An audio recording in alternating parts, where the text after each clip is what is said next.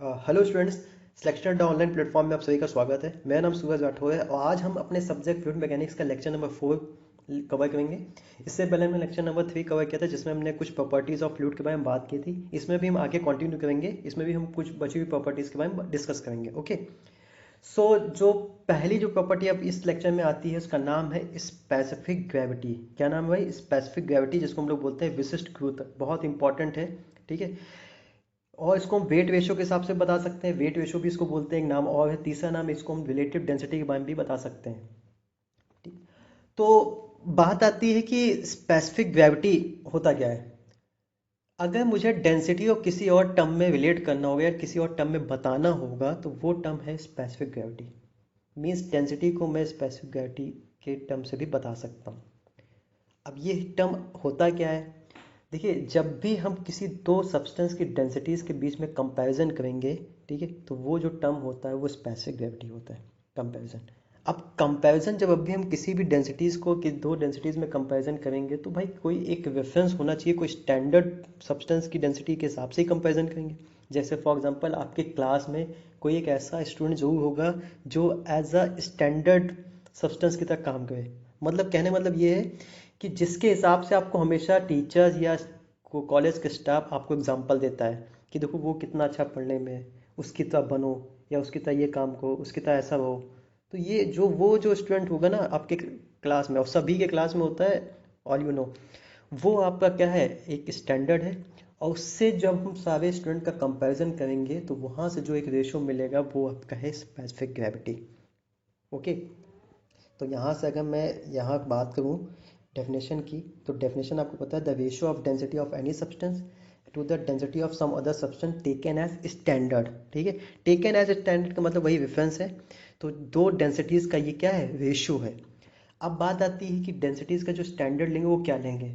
तो जनरली अगर हमारा सब्सटेंस सॉलिड या लिक्विड होता है तो स्टैंडर्ड हम यहाँ पर जो सब्सटेंस लेंगे वो लेंगे वाटर। ओके, और अगर गैस होता है हमारा कोई भी सब्सटेंस जिसके हमें निकालना होगा, जिसके बारे में हमको कंपेयर करना होगा, तो यहाँ पर स्टैंडर्ड जो सब्सटेंस होगा वो क्या हो जाएगा, एयर हो जाएगा। एयर भी लेते हैं, कभी कभी हाइड्रोजन भी लेते हैं, कभी कभी मीथेन भी लेते हैं। ओके, अगर फॉर्मूला की बात करूँ तो डेंसिटी ऑफ सब्सटेंस, यही फॉर्मूला, दो डेंसिटीज़ का रेशियो, तो डेंसिटीज ऑफ सब्सटेंस जिसका हमें निकालना होगा, और डेंसिटी ऑफ स्टैंडर्ड सब्सटेंस या जिसके कंपैरिजन में मुझे निकालना होगा, ठीक है, जो कंपैरिजन होगा। तो अगर यहाँ से फॉर्मूला देखें तो यहाँ दो डेंसिटीज़ का रेशियो होता है, दैट्स वाई इसको हम लोग नाम बोलते हैं रिलेटिव डेंसिटी, क्योंकि यहाँ रिलेट कर रहे हैं हम डेंसिटीज़ को। ओके, अब दो डेंसिटीज़ का रेशियो है, दोनों डेंसिटी अगर हम सेम रखेंगे तो सेम ऑब्वियस सी बात रखना पड़ेगा, नहीं तो फिर आपके इसके फॉर्मूले में या फिर जो वैल्यू होगी वो बहुत ज़्यादा वेरी करेगी। इसलिए फॉर्म आप यहाँ पर जो भी यूनिट है वो यूनिट सेम रखिएगा। यहाँ यूनिट अगर एम केस में रखें तो नीचे भी एम केस में होनी चाहिए। तो यूनिट यहाँ पर रेशो है दो सेम क्वांटिटीज़ का, तो ये यूनिट लेस हो जाएगा क्योंकि कट जाएंगे। और डायमेंशन, जब यूनिट लेस है तो डायमेंशन लेस भी हो जाएगा। तो am not, L not, T not इसकी डायमेंशन, ये डायमेंशन एक बार एसएससी में पूछी गई है और एक बार यूनिट भी पूछी गई है। ये फॉर्मूला भी बहुत बार पूछा गया है, ठीक है, तो आप ये फॉर्मूला पढ़ लीजिएगा। अब तो अब जनरल बात ये आती है कि वाटर ही क्यों लेते हैं। तो देखिए, वाटर से हमारा क्या है कि जो भी हम कैलकुलेशन स्पेसिफिक ग्रेविटी किसी अननोन सब्सटेंस की हम निकालेंगे तो हमारी कैलकुलेशन बहुत इजी हो जाएगी और कंपैरिजन बहुत इजी पड़ेगा। क्यों? इसका रीज़न है, देखिए, आपको पता है कि डेंसिटी जो वाटर की होती है वो होती है 1000 kg/m³। ये क्या है, ये मैक्सिमम डेंसिटी है। कब होती है? At STP, standard temperature of pressure पे। कितना टेम्परेचर होता है? 4 डिग्री, और प्रेशर कितना होता है? 1 एटमॉस्फेयर। ठीक है, आपने एक बात और मैं बताता हूँ, जो भी आप लोग स्पेसिफिक ग्रेविटी निकालेंगे तो जो डेंसिटी होगा वहाँ पर टेम्परेचर और प्रेशर का बहुत बड़ा रोल है। क्योंकि आपको पता है डेंसिटी जो है वो टेम्परेचर प्रेशर बेस भाई इफेक्ट पड़ता है उस पर। तो स्पेसिफाई करना पड़ता है दोनों सब्सटेंस का कि यहाँ पर प्रेशर और टेम्परेचर क्या है। तो जनरली आपको पता है कि प्रेशर तो हम यहाँ पर 1 एटमॉस्फेयर ले लेंगे, लेकिन टेम्परेचर भी आपको स्पेसिफाई करना पड़ेगा। जैसे मैंने यहाँ पर स्पेसिफाई, जो हम स्टैंडर्ड फ्लूइड ले रहे हैं उसको मैंने स्टैंडर्ड इसीलिए क्योंकि स्टैंडर्ड कंडीशन पे रख रहे हैं। मैक्सिमम ले रहे हैं, कब ले रहे हैं? 4 डिग्री सेंटीग्रेड पे। ओके, तो ये आपको जो अननोन है उसका भी स्पेसिफाई करना पड़ेगा। तो ये इंडस्ट्रीज बहुत अच्छे जानती है कि किस टेम्परेचर में हमें कैसे मेजर करना है। ओके, बात करते हैं कि वाटर क्यों लेता है। तो अभी मैंने बात की, तो वाटर का डेंसिटी 1000 होता है मैक्सिमम kg/m³। तो अगर मैं बात करूँ वाटर का, अगर डेंसिटी में मैट्रिक सिस्टम में देखूँ तो मैट्रिक सिस्टम में कितना हो जाएगा? 1 ग्राम पर एम एल। सही है भाई, 1 ग्राम/ml। ओके, अगर मैं वाटर का स्पेसिफिक ग्रेविटी निकालूं तो ये भी आपको पता है कि ये तो 1 होगा, क्योंकि दोनों ही 1000 हो जाएंगे, ये भी 1000 और ये भी 1000। ठीक है, कि स्टैंडर्ड वाटर से ही वाटर का कंपेरिजन करेंगे तो क्या होगा, सेम हो जाएंगे, तो दोनों कट जाएंगे तो 1 आ जाएगा। तो यहाँ से एक बात तो मुझे निकल के आई कि डेंसिटी जो होता है और स्पेसिफिक ग्रेविटी होता है, ये दोनों इक्वल होते हैं न्यूमेरिकली। कितने के इक्वल होते हैं, 1 होता है। किसका, वाटर का। लेकिन किसका, वाटर का। क्यों, ये न्यूमेरिकली बात की जा रही। क्वेश्चन ये एक बार पूछा गया कि डेंसिटी और स्पेसिफिक न्यूमेरिकली 1 होते हैं तो कितना होता है, तो 1 के इक्वल होता है। कब, जब आप डेंसिटी वहाँ पर मैट्रिक सिस्टम में लेंगे वाटर की। ओके, इतना बात समझे। अब देखिए, जब हमें पता चल गया कि स्पेसिफिक ग्रेविटी आपकी वाटर की 1 है, ठीक है। अब किसी भी मटेरियल जिसका मुझे निकालना है, यहाँ 2 कंडीशन होगी, या तो उसकी स्पेसिफिक ग्रेविटी 1 से ज़्यादा होगी, या तो उसकी स्पेसिफिक ग्रेविटी 1 से कम होगी। या तो 1 से ज़्यादा होगी या 1 से कम होगी। अब अगर 1 से ज़्यादा होती है, 1 से ज़्यादा मतलब कि वाटर से ज़्यादा है, ठीक है, तो इन सिंपल सी बात मैं ये फॉर्मूला लिख देता हूँ। अगर स्पेसिफिक ग्रेविटी यहाँ इस तरह लिखा है, डेंसिटी अपॉन डेंसिटी स्टैंडर्ड, इसकी डेंसिटी हमें पता है 1 है, ठीक है। इसकी डेंसिटी हमें नहीं पता, निकालनी है। तो यहाँ वही कंडीशन आ गई कि या तो 1 से ज़्यादा हो सकता है या 1 से कम हो सकता है। तो अगर किसी की डेंसिटी या किसी की स्पेसिफिक ग्रेविटी 1 से ज़्यादा होती है किसी भी सब्सटेंस की, तो मैं ये कह सकता हूँ कि इसकी वाटर से ज़्यादा होगी। और अगर वाटर से ज़्यादा होगी तो वो क्या करेगा, सब्सटेंस पानी के अंदर डूब जाएगा, है ना। और अगर उसकी स्पेसिफिक ग्रेविटी कम होती है वाटर से, तो जब उसकी ग्रेविटी वाटर से कम होगी तो क्या करेगा, फ्लोट करेगा, पानी पर तैरेगा। ठीक है, जैसे मैंने कल एग्जांपल हम लोग दिए थे जो प्रीवियस लेक्चर में, कि कॉइन था, कॉइन की स्पेसिफिक ग्रेविटी ज़्यादा होती है वाटर कंपेरिजन, तो वो क्या हो गया, डूब जाएगा था। और यहाँ पर अगर मैं बात करूँ आइस की, तो आइस की स्पेसिफिक ग्रेविटी वाटर से कम होती, तो वो क्या है, वाटर पर तैरेगी, फ्लोट करेगी। दैट्स वाई हम लोग वाटर लेते हैं, और जनरल कंडीशन में आपको वाटर ही मिलेगा। क्वेश्चन में भी आपको जनरली वाटर मिलेगा, और कभी भी कोई दूसरा फ्लूइड नहीं देगा। अगर देता भी है तो आप स्टैंडर्ड वहाँ मान सकते हैं, स्टैंडर्ड के हिसाब से उसको निकालिए। थोड़ी कैलकुलेशन आपकी टफ हो जाएगी बस, और कोई प्रॉब्लम नहीं होगी। ओके, तो ये इसलिए आपको वाटर हमेशा लिया जाता है। अब बात आती है कि गैस में देखो एयर भी ऑलमोस्ट क्लोज है आपका, क्या वो 1 के, तो इसलिए यहाँ पर हाइड्रोजन की बात करें वो भी लगभग 1 के क्लोज होता है, मीथेन की बात करें वो भी लगभग 1 के क्लोज होता है। तो दैट्स वाई यहाँ पर हम लोग क्या लेते हैं, यहाँ पर डेंसिटी में हम लोग एयर एज अ स्टैंडर्ड ले लेते हैं। तो ये वजह होती है आपका स्टैंडर्ड फ्लूइड वाटर लेने का। तो यहाँ पर 2 कंडीशन आप, अब जैसे मैंने एक एग्जांपल बताया, एग्जांपल में ये भी तो लिख सकता हूँ, जैसे मान लीजिए ऑलिव ऑयल है, ठीक है, ऑलिव ऑयल की स्पेसिफिक ग्रेविटी मान लेते हैं 0.8 है। तो 0.8 है, इसका मतलब ये जो सब्सटेंस है ये वाटर से हल्का कम डेंस है, तो ये क्या करेगा, ये पानी पे तैरेगा, ऑयल पानी पे तैर भी है। ओके, अब जैसे मान लिया मैंने लिख दिया Hg मर्क्यूरी है, अगर मर्क्यूरी 13.6 है तो भाई ये क्या है, ये हैवियर है, 13.6 है, भारी है, इतने टाइम्स, इतने गुना भारी है पानी से। ठीक है, तो स्पेसिफिक ग्रेविटी ये भी बता सकती है कौन सा सब्सटेंस कितना भारी है पानी के कंपैरिजन में। ओके, तो ये एक टर्म था, ये आपको बताता था स्पेसिफिक। तो 2 रेशो थे डेंसिटीज के। अब बात आती है कि इसको वेट रेशो क्यों बोलते हैं। तो आप देखिए स्पेसिफिक ग्रेविटी फॉर्मूला क्या था, density upon standard fluid density, और डेंसिटी होता है मास अपॉन वॉल्यूम। ये डेंसिटी, इसको भी मास अपॉन वॉल्यूम, लेकिन ये स्टैंडर्ड के हिसाब से। अब अगर यूनिट वॉल्यूम की बात करें तो वॉल्यूम अगर मैं सब्सटेंस का सेम लेता हूँ दोनों का, तो वॉल्यूम वॉल्यूम कट जाएंगे। अब मास की बात करते हैं, तो यहाँ पे एक्चुअली में 2 मासेस का रेशियो ही तो है। अगर मैं दोनों पर ग्रेविटी मल्टीप्लाई कर दूंगा तो वेट बन जाएगा, तो दोनों के वेट का ही तो रेशियो आया है यहाँ पर, दैट्स वाई इसको वेट रेशियो बोलते हैं। तो ग्रेविटी यहाँ टर्म इसी वजह से आया है क्योंकि एक्चुअली में हम लोग दोनों के वेट के बारे में ही कंपेरिजन कर रहे हैं। एक्चुअली में दोनों के वेट के बारे में ही कंपैरिजन कर रहे हैं, क्योंकि भाई मास अपॉन यूनिट वॉल्यूम, अगर वॉल्यूम को मैंने सेम रखा उसके, ठीक है, कोई भी एट सेम वॉल्यूम पे, तो वहाँ पे एक्चुअली में वेट ही निकाल लें, वेट के बारे में ही कंपैरिजन कर रहे हैं। और वेट के बारे में कंपैरिजन करने के लिए हमें ग्रेविटी को यूज़ करना पड़ेगा, दैट्स वाई यहाँ पे स्पेसिफिक ग्रेविटी यूज़ किया जा रहा था। ओके, तो इसीलिए इसको वेट रेशियो भी बोलते हैं, भार अनुपात। समझ गए भाई वेट रेशियो क्यों बोलते हैं। ओके, नेक्स्ट आता है कि जो हम स्पेसिफिक ग्रेविटी है, ठीक है, ये मेज़र किससे करते हैं। तो आपको मैं बता दूं ये मेज़र किससे करते हैं, ये मेज़र करते हैं एक इंस्ट्रूमेंट है जिसका नाम है हाइड्रोमीटर। जिसका नाम क्या है, हाइड्रोमीटर। हाइड्रो का मतलब होता है वाटर और मीटर का मतलब होता है स्केल। हाइड्रोमीटर इसको मेज़र किया जाता है। ये जो हाइड्रोमीटर है ये बेस्ड होता है किस प्रिंसिपल पे, ये भी कभी पूछ सकता है, तो याद रखिएगा ये प्रिंसिपल बेस्ड होता है आर्किमिडीज के प्रिंसिपल पे। अब आर्किमिडीज का प्रिंसिपल आपको पता है, अभी हम लोग बात करेंगे जब बायनेंसी पढ़ेंगे तब अच्छे से बात करेंगे, इसलिए उसके बारे में बात नहीं करते, बस इतना समझ लीजिए कि आर्किमिडीज प्रिंसिपल पे बेस करता है। ठीक है, तो जब आर्किमिडीज के प्रिंसिपल पर बेस करेंगे तो इस पे फोर्स कौन से लगेंगे, तो भाई देखो दो तरह के फोर्स, जब भी कोई भी सॉलिड बॉडी फ्लूइड में आएगी कांटेक्ट में, तो वहाँ दो तरह के फोर्स आपको देखने को हमेशा मिलेंगे। पहला फोर्स होता है ग्रेविटी, दूसरा फोर्स होता है बायनेंसी।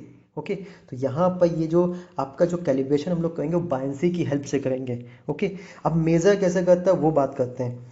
तो मेजर देखिए मैं बताता हूँ, ये इस तरह का एक, ये जो आपको स्मॉल पतली सी ट्यूब, दो तरह के ट्यूब का, अब दो तरह की ट्यूब इसमें होती हैं, एक पतली ट्यूब होती है एक मोटी, दोनों एक दूसरे से अटैच होती हैं। ठीक है, ये लार्ज डायमीटर की ट्यूब है, ये स्मॉल डायमीटर की बहुत पतली होती है। इस पे जो पतली ट्यूब है इस पे होती हैं स्केल्स। ठीक है, ये जो स्केल्स हैं ये डायरेक्टली आपको स्पेसिफिक ग्रेविटी बताएंगे, सीधा हम लोग देख के बता सकते हैं कि इसमें स्पेसिफिक ग्रेविटी कितनी है। ओके, तो अब होता क्या है, जैसे मुझे किसी जिस फ्लूइड का मुझे निकालना है स्पेसिफिक ग्रेविटी, उस फ्लूइड को एक लंबी सी ट्यूब में हम लोग भर देंगे। ठीक है, कंटेनर होता है पतला सा, उसके अंदर फ्लूइड भर देंगे, जैसे ये ब्लू कलर का इसमें भरा हुआ है, उसके अंदर हम लोग डाल देंगे ये हाइड्रोमीटर को। जैसे ही हाइड्रोमीटर डालेंगे तो ये क्या होगा, थोड़ी देर के बाद जब स्टेबल कंडीशन पे आ जाएगा, बिल्कुल स्टैटिक कंडीशन पे आ जाएगा, तो हमें क्या करेगा, फ्लूइड इसके यहाँ पे स्केल पे हमको एक सरफेस दिखेगी, इसकी स्केल पे, उस सरफेस पे हम लोग जो भी स्केल होगा उसकी रीडिंग देख लेंगे, वही आपको स्पेसिफिक ग्रेविटी दे देगा। ओके, अब बात करते हैं कि ये जो आपका ये लार्ज डायमीटर ही क्यों यूज़ किया गया फ्लूइड। अगर मुझे सीधा डालना ही था पानी के अंदर तो सीधा सीधा मैं इस पतली सी ट्यूब भी तो डाल सकता था। तो देखो इसका रीज़न होता है, जितना ज़्यादा यहाँ नीचे आपका लार्ज वॉल्यूम हो, लार्ज डायमीटर होगा इसका, ठीक है, ट्यूब का, उतना ज़्यादा जब हम पानी में डालेंगे तो उतना ज़्यादा आपका फ्लूइड भी डिस्प्लेस होगा। ठीक है, और फ्लूइड जितने अच्छे डिस्प्ले हुआ उतना अच्छा हमको बायनेंसी का इफेक्ट दिखेगा, और जिसके कारण हमें वाटर का लेवल उतनी अच्छा पता चलेगा, उतना अच्छे से हम इसको क्या बोल सकते हैं, कैलिब्रेट कर सकते हैं, इजिली डिटरमाइन कर सकते हैं स्पेसिफिक ग्रेविटी क्या है। ओके, नेक्स्ट टर्म आता है कि इसके अंदर ये टर्म क्या है जो ब्लैक और रेड लिखा दिख रहा है आपको, ये क्यों पता है, ये आपको हर इलेक्ट्रोमीटर मतलब हाइड्रोमीटर में देखने को मिलेगा। देखिए इसको ये बोलते हैं बैलास्टिक मटेरियल। क्या है ये, बैलास्ट मटेरियल है। अब बैलास्ट का मतलब क्या होता है, ये व्हीकल या इंस्ट्रूमेंट में स्टेबिलिटी प्रोड्यूस करता है। अगर मैं ये नहीं रखूँगा तो ये जो आपका हाइड्रोमीटर जब हम फ्लूइड कर डालेंगे तो स्टेबल नहीं रह पाएगा, और जब स्टेबल नहीं रह पाएगा तो हम एग्जैक्टली रीडिंग नहीं फाइंड कर सकते। ठीक है, तो ये बैलास्ट आपने सुना होगा, आपने सबमरीन में बैलास्ट टैंक लगा होता है। बैलास्ट टैंक का काम क्या होता है, अगर मुझे हायर सबमरीन को डीपर जाना है तो बैलास्ट टैंक में वाटर भर जाता है, और जिसके कारण उसका वेट बढ़ जाता है, और वो क्या करता है, डीप स्विम करने लगता है। और अगर मैं उसमें वाटर निकाल के एयर भर देता हूँ बैलास्टिक टैंक में तो वो क्या करता है, फ्लोट करने लगता है। तो इसी यहाँ पर भी यही यूज़ किया है, सिंपल सी बात है, बैलास्ट यहाँ यूज़ इसलिए किया गया क्योंकि इसको स्टेबिलिटी प्रोड्यूस करना। और एक बात, ये मटेरियल यहाँ क्या यूज़ करते हैं, यहाँ मटेरियल यूज़ करते हैं हम लोग Hg, मतलब मर्क्यूरी या फिर लेड, क्योंकि ये हैवी मटेरियल यूज़ किया था, तो यही दोनों हैवी हैं आपके, इनको यूज़ करते हैं हम लोग यहाँ पर। ओके, सो ये हाइड्रोमीटर कॉन्सेप्ट था। अब बात आती है, देखिए दो तरह के हाइड्रोमीटर आपको देखने को मिलेंगे। ठीक है, दो तरह के हाइड्रोमीटर देखने को मिलेंगे। तो एक हाइड्रोमीटर होता है जिसमें रीडिंग एक से स्टार्ट होती है, मतलब जैसे फॉर एग्जांपल ये मान लेते हैं ये ट्यूब है, दो तरह की ट्यूब होती हैं, एक में रीडिंग एक से स्टार्ट होगी और नीचे तक बढ़ती रहती है। एक में रीडिंग क्या होती है, 0.1 से स्टार्ट होती है, नीचे से बढ़ते बढ़ते मान लेते हैं मैक्सिमम 1 पे पहुंची। तो 1 तो यहाँ पे रेफरेंस पॉइंट हो गया, मैंने बता दिया 1 आपका क्या है, रेफरेंस पॉइंट है। ये दो तरह के हाइड्रोमीटर है। ये वाला हाइड्रोमीटर तब यूज़ करते हैं जब आपको लगता है कि इसकी डेंसिटी वाटर से ज़्यादा होगी, तो मैं ये वाला डेंसिटी यूज़ करूँ, क्योंकि भाई इसकी स्पेसिफिक ग्रेविटी भी वाटर से एक से ज़्यादा होगी। ये वाला तब देखेंगे जब लगेगा कि ये वाटर की डेंसिटी इसकी कम है, तो यहाँ पर जो आपको पॉइंट में मिलेगा, मतलब कि इसकी डेंसिटी क्या है, कम है वाटर कंपेरिजन में। ओके, दो तरह के हाइड्रोमीटर आपको देखने को मिलेंगे। लेकिन नेक्स्ट आता है आपका कि कैसे हमें पता लगेगा कि जब ये कैसे काम करता है। बात ये आती है, देखिए अगर मान लेते हैं हमने दो यहाँ मैंने कंटेनर ले लिए, जैसे फॉर एग्जांपल मैंने एग्जांपल बनाया हुआ है, दिखा देता हूँ ये वाला। देखिए यहाँ दो फ्लूइड है, ओ सॉरी, यहाँ दो फ्लूइड है, एक फ्लूइड ये, एक फ्लूइड ये। इस फ्लूइड की अगर बात करूँ, ये फ्लूइड है मेरा सॉल्ट वाटर। अब आपको पता है कि सॉल्ट वाटर जो होता है वो हैवियर होता है, उसकी डेंसिटी ज़्यादा होती है प्योर वाटर से, और ये वाला है प्योर वाटर। ठीक है, जब मैंने सॉल्ट वाटर में मैंने हाइड्रोमीटर डाला तो ये क्या हुआ है, ये फ्लोट करने लगा, थोड़ा ऊपर था, ये ज़्यादा नीचे तक डूबा नहीं। और जब मैं प्योर वाटर पर डाला तो ये पूरा ये डूब गया। अब मैंने जब रीडिंग देखी तो ये 1.05 दिखा था, ये दिखा था 1। तो यहाँ से पता है कि इसकी स्पेसिफिक ग्रेविटी क्या है 1.05 और इसकी स्पेसिफिक ग्रेविटी क्या है 1। ठीक है, तो यहाँ से मुझे एक बात समझ में आई कि अगर हायर डेंसिटी का फ्लूइड होगा तो उसमें जो हाइड्रोमीटर होगा वो कम डूबेगा। ठीक है, वो क्या करेगा, कम डूबेगा। और अगर लाइटर डेंसिटी का फ्लूइड होगा तो उसमें आपका क्या होगा, अच्छे से सिंक करेगा। क्या करेगा, अच्छे से सिंक करेगा। ठीक है, ये बात हमेशा दिमाग में। तो अगर सिंक डीपर होगा तो वहाँ फ्लूइड कैसा होगा, लो डेंसिटी का होगा। अगर सिंक डीपर नहीं होगा, लेस डीपर होगा, तो वो हायर डेंसिटी का फ्लूइड होगा। ओके, ये बात समझ में आ गई। आई होप कि ये कॉन्सेप्ट समझ में आया होगा। तो हाइड्रोमीटर किस पे वर्क करता है, कॉन्सेप्ट ऑफ बायंसी वर्क करता है। ओके, चलिए ये आपका कॉन्सेप्ट था स्पेसिफिक। एक बात और कि स्पेसिफिक ग्रेविटी का जो कॉन्सेप्ट है यूज़ कहाँ होता है, तो ये बहुत सारी इंडस्ट्रीज में यूज़ होता है। जैसे फॉर एग्जांपल बैटरीज की जो इंडस्ट्रीज होती है वहाँ यूज़ होता है। ठीक है, कंसंट्रेशन नापते हैं कि एसिड की कंसंट्रेशन क्या है, तो वो इसी वजह से, इसी की हेल्प से हम लोग मेज़र कर लेते हैं। शुगर कंपनीज में यूज़ होता है जहाँ पर शुगर सोल्यूशन बनते हैं। ठीक है, वाइन्स की इंडस्ट्रीज में यूज़ होता है, अल्कोहल इंडस्ट्रीज में यूज़ होता है। ओके, और इसका इसका जो हाइड्रोमीटर के जो बहुत सारे एप्लीकेशन भी हैं, जैसे आपने देखा होगा लैक्टोमीटर, आपने सुना होगा। लैक्टोमीटर क्या होता है, लैक्टोमीटर हम लोग क्या करते हैं, मिल्क की प्योरिटी मेज़र करते हैं। तो मिल्क की प्योरिटी भी तो यार क्या है, उसमें देखते हैं कि मिल्क में कितना पानी है, भैया फिर सिंपल सी बात है मिल्क में क्रीम कितना प्रेजेंट है, तो वो हम लोग इसी हाइड्रोमीटर की हेल्प से ही मेजर करते हैं। उसी को हम लोग बोलते हैं लैक्टोमीटर। ये भी कॉन्सेप्ट यूज करता है बायंसी का ही। ठीक है, एक आता है सेकेरोमीटर। ठीक है, सेकेरोमीटर आप नेट पे देंगे। सेकेरोमीटर क्या होता है कि सोल्यूशन में कितना शुगर प्रेजेंट है, ठीक है, वो बताता है आपका सेकेरोमीटर। वो भी आधारित होता है किस पे, हाइड्रोमीटर पे ही। ओके, अल्कोहलोमीटर भी होता है जो स्पीड में अल्कोहल की परसेंटेज देखता है कितनी है, वो भी हम किसकी हेल्प से निकाल सकते हैं, हाइड्रोमीटर की हेल्प से। उसको एल्कोहलोमीटर बोलते हैं। अलग अलग जो भी सोल्यूशन के हिसाब से यूज़ करते हैं उसका नाम दे दिया गया है। ठीक है, बाकी प्रिंसिपल जो है वो हाइड्रोमीटर पे जो प्रिंसिपल उनका सेम है, वो सेम है बिल्कुल, जो बायंसी पे आधारित है उसी के हिसाब से यूज़ करेंगे। ओके,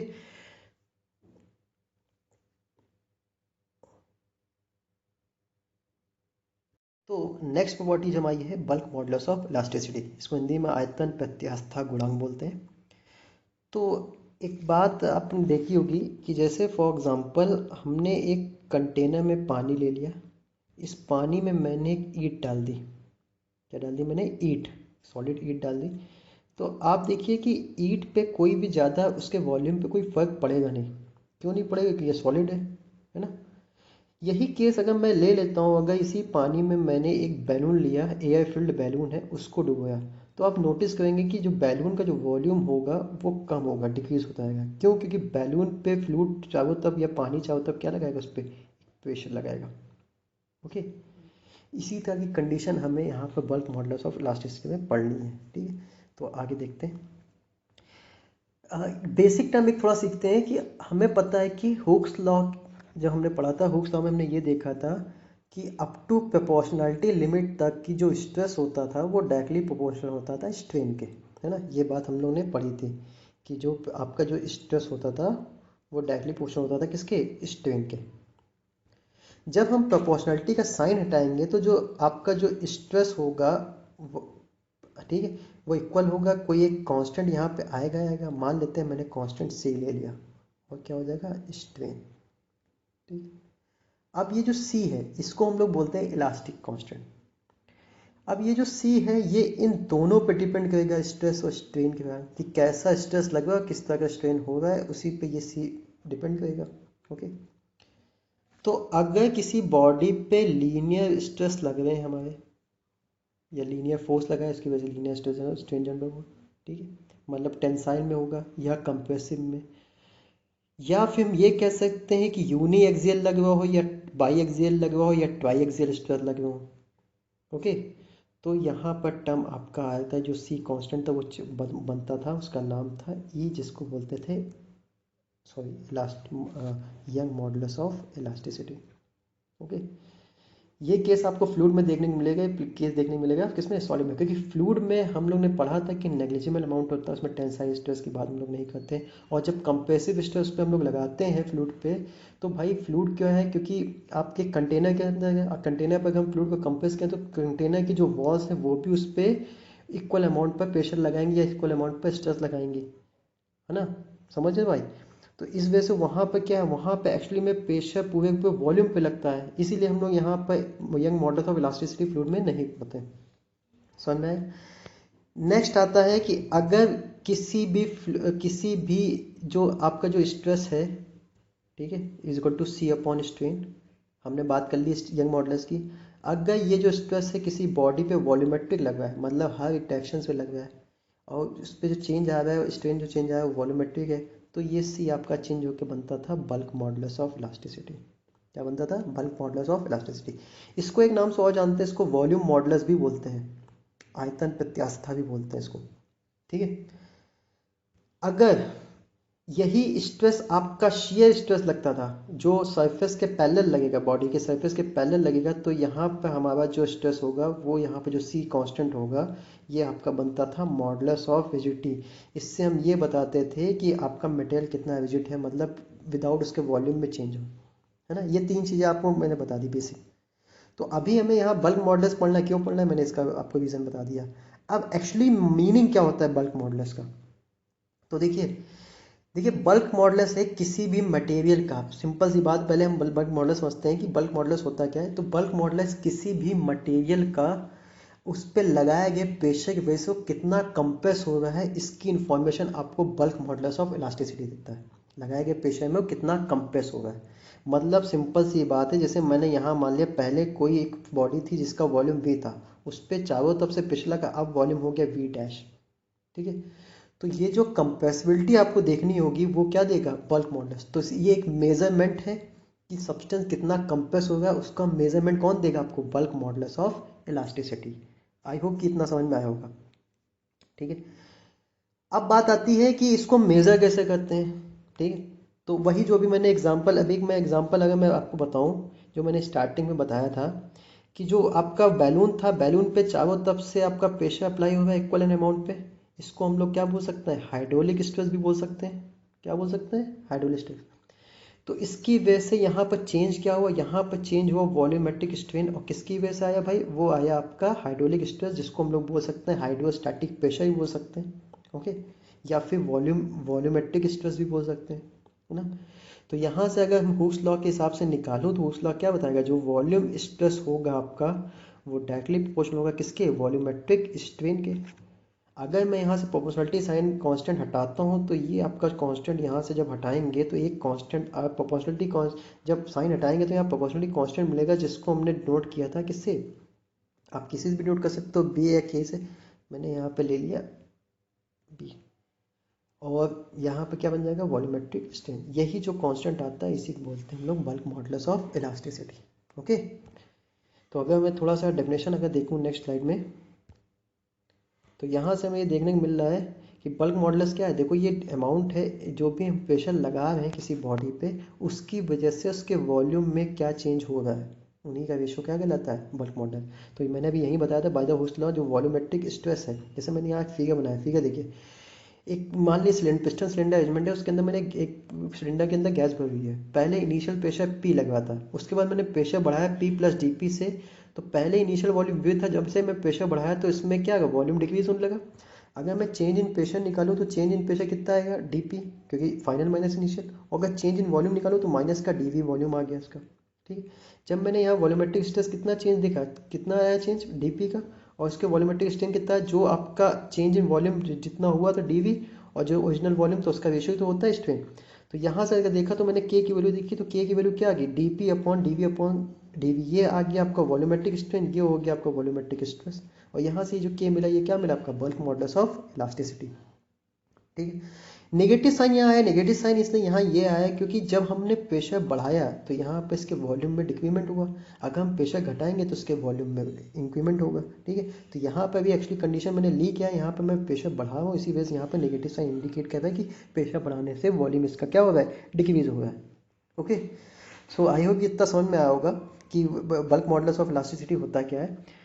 तो आप एक अपने बाद में अपने दिमाग में ये बात रखिएगा कि ये एक तरह का मेजरमेंट होता है कि कौन सा मटेरियल कितना कंप्रेस हो सकता है, सिंपल सी बात है, इसीलिए हम लोग बल्क मॉडल निकालते भी हैं, ठीक है। जैसे आपने अभी बात मैं करूँ कि अगर मैं सॉलिड की बात करता हूँ, अरे सॉरी मैं थोड़ा सा एक स्लाइड ले लेता हूँ।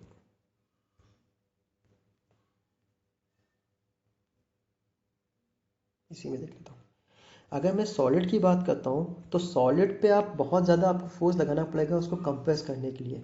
लिक्विड की बात करूँ तो उस पर एक सॉलिड के कंपेरिजन में कम लगाना है, और गैस पे उस पर बहुत ही कम फोर्स लगाना है उसको कंप्रेस करने के लिए। तो मैं ये कह सकता हूँ कि आप क्या है, सॉलिड का जो बल्क मॉडुलस है वो बहुत ज़्यादा होता है, फिर लिक्विड का थोड़ा कम और गैस का बहुत ही कम होता है।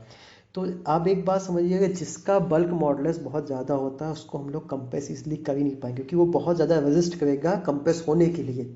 ओके सर, मैं अब बात करते हैं कि इसको एक टर्म में और डिफाइन करते हैं। अगर हमने देखा तो मास तो हमारा भाई कंजर्व है, मास तो कोई चेंज नहीं हो सकता है, तो इसको मैं डेंसिटी के टर्म में भी इसको रिप्रेजेंट कर सकता हूँ बल्क मॉडुलस को।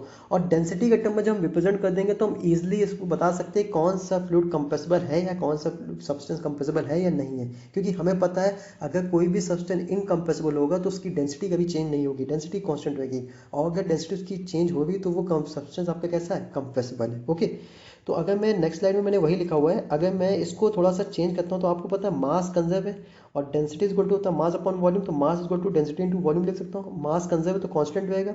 अगर मैं इसको डिफरेंशिएट करता हूँ तो डिफरेंशिएट यहाँ प्रोडक्ट रूल लगाते हैं, तो डिफरेंशिएट करने पे यहाँ देखिए मुझे क्या मिला, डीवी की वैल्यू मिल गई, डीवी अपॉन वी की वैल्यू मिल गई, डी रो अपॉन रो की वैल्यू, और ये माइनस में है। अगर मैं इसको चेंज करता हूँ तो यहाँ से देखिए एक फॉर्मूला और बनता है, K is equal to rho D P upon D O. ठीक है, ये किस टर्म में है, डेंसिटी के टर्म में है। अब यहाँ सब्सटेंस की डेंसिटी जो भी हो हिसाब से क्या हो। अब देखिए यहाँ समझिए भाई, बात समझिए। अगर मान लेते हैं कि कोई भी सब्सटेंस की इनकम्प्रेसिबल है तो उसकी डेंसिटी कांस्टेंट होगी।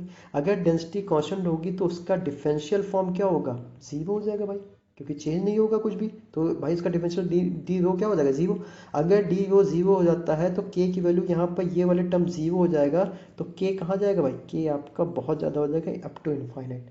मतलब मैं कह सकता हूँ कि जो भी आपका मटेरियल इनकम्प्रेसिबल होगा उसके बल्क मॉडुलस बहुत ज़्यादा होगा, मतलब उस पर हमें प्रेशर बहुत ज़्यादा लगाना पड़ेगा उसके यूनिट वॉल्यूम में चेंज लाने के लिए, बहुत ज़्यादा प्रेशर लगाना पड़ेगा। ओके, सो ये वही बात मैंने बोली कि ये बताता है कि जो बाहरी दाब लग रहा है या बाहरी प्रेशर लग रहा है उसकी वजह से उसमें कितना चेंज आ रहा है। ठीक है, समझ गए भाई।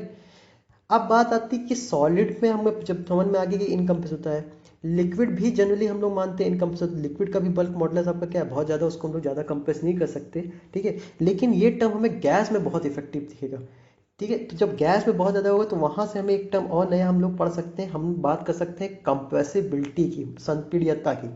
ठीक है, कंप्रेसिबिलिटी की। ठीक है, तो आपको पता है कि सॉलिड की कंप्रेसिबिलिटी नल होती है, बिल्कुल जीरो के। लिक्विड की थोड़ी बहुत होती है लेकिन इतनी ज़्यादा नहीं होती, इसलिए हम लोग उसको भी मानते हैं कि इनकम्प्रेसिबल है। लेकिन गैस आपका कंप्रेसिबल क्योंकि उसके मॉलिक्यूल्स काफ़ी दूर दूर, तो उसको हम लोग ईजिली कंप्रेस कर सकते हैं। तो नेक्स्ट टर्म आता है आपका कंप्रेसिबिलिटी। ठीक है, कंप्रेसिबिलिटी आपको पता है भाई क्या होता है, ये आपका बल्क मॉडुलस का रेसिप्रोकल होता है। ठीक है, मतलब बल्क मॉडुलस का उल्टा। अगर किसी भी मटेरियल का बल्क मॉडुलस जाता है तो उसको हम लोग कंप्रेस नहीं कर सकते, तो उसकी कंप्रेसिबिलिटी क्या है, बहुत ही कम। बात ये समझना। ठीक है, तो ये यही मैंने यहाँ पे लिखा हुआ है,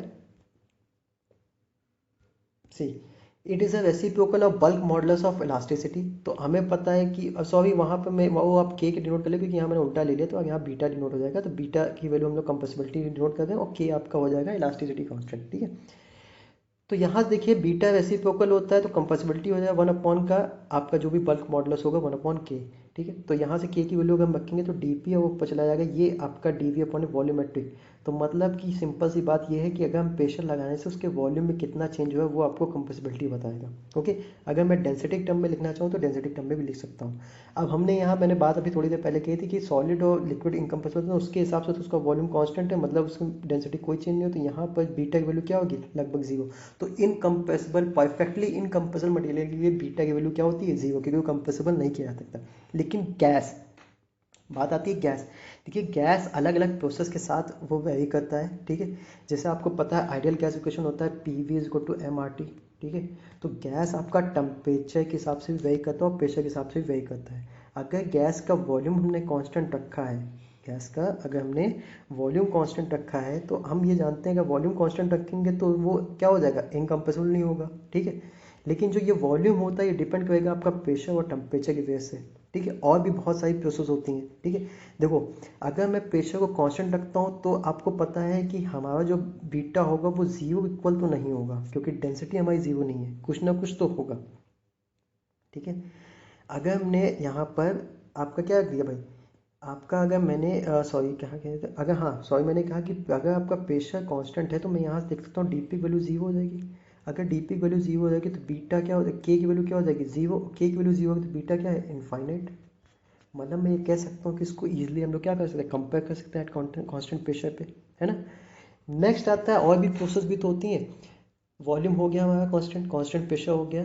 हम प्रोसेस होती है, अगर मैं टेम्परेचर को कांस्टेंट करता हूँ तब क्या होगा बल्क मॉडल्स की वैल्यू। तो भाई आपको पता है P V is equal to M R T में अगर टेम्परेचर कांस्टेंट करेगा तो P V is equal to constant मिलेगा। मतलब जो प्रेशर होगा वो इन्वर्सली प्रोपोर्शनल होगा किसके, वॉल्यूम के। और इसी प्रोसेस को तो हम लोग बोलते थे आइसोथर्मल, बोलते थे कि नहीं भाई।